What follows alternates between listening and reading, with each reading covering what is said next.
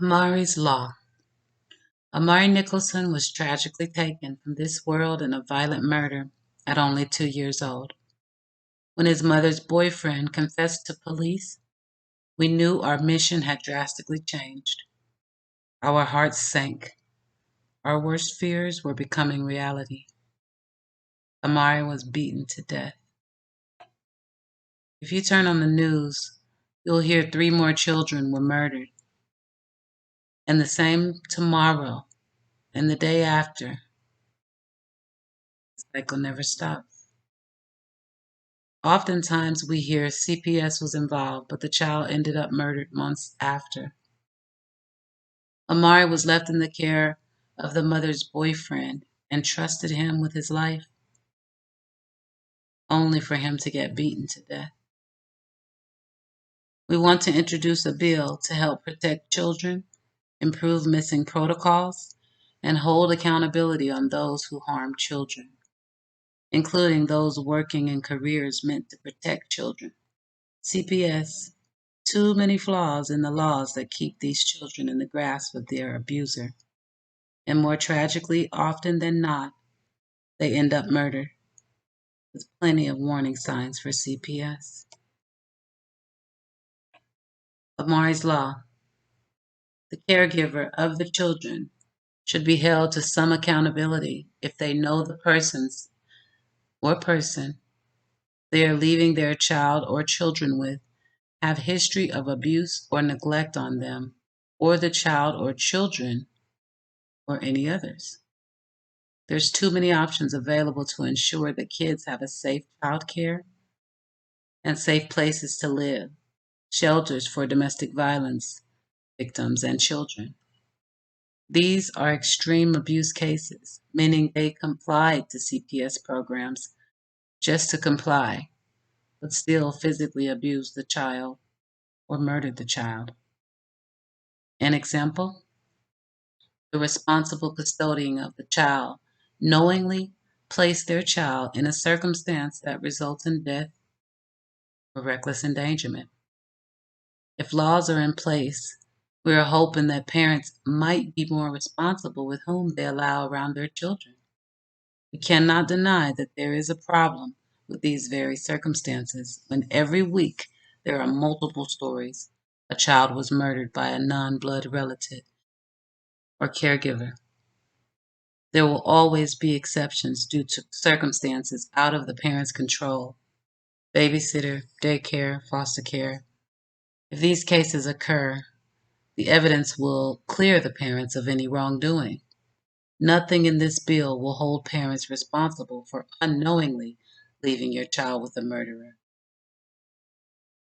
That's not what this bill is targeting. If the person chooses to stay in a relationship or home with the abuser, that person should make arrangements for the child or children to live someplace else then. Cases of clear, reckless endangerment need to be held accountable. Improved missing child alert system. Improved programs nationwide that extend the criteria of what meets the standards of an existing program Amber Alert. We already have a nationwide Amber Alert system, but did you know each state can vary? And more importantly, it's the police officers in the abducted area that makes the call of whether or not the child meets the criteria of an Amber Alert. It comes down to whether or not that child meets the criteria in that certain officer's eyes. They use the best judgment system to assist each situation. That time can mean all the difference in finding a missing or abducted child. Certain states, the criteria requires a vehicle description, but in tourist states and areas, this can prove to be a problem. Valuable time wasted while a child has been taken on foot. If a child is taken from a campsite, if a child is taken near the woods, national parks, national reserves, hiking trails, bike trails, should all be considered in the Amber Alert program.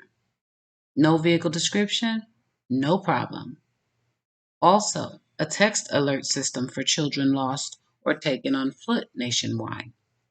Example, we get an alert on our phones in my community if a child is out wandering or lost. We all receive an alert with the description of the child, age, height, clothes last seen in, and affected area. Not every state has this, and we think it is vital in high population areas. Child Protective Services. If you've ever volunteered for CPS, you know that Child Protective Services and the laws in place that they follow are structured to actually keep families together. But if you've ever had to deal with them from a citizen's point of view, the experience is varied from case to case. Often there are cases children are left to die in homes they should have been removed from. In order for CPS to change, we have to research those laws by state and see where they need improvement.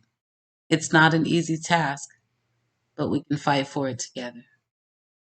We need serious improvements with these government programs that exist to protect these innocent children and help build stronger families. There have been many CPS cases where the mother has also been a victim of abuse, and there has been no protective program to save them. If we can create a special program that specializes in these extreme abuse cases, we can save more families. We also want to work on building community outreach programs in Amari's name. We are willing to team up with other nonprofits in different areas of the country to establish this. This is just a rough draft of what we would like to include in Amari's Law. It's open for debate and it's open for improvement.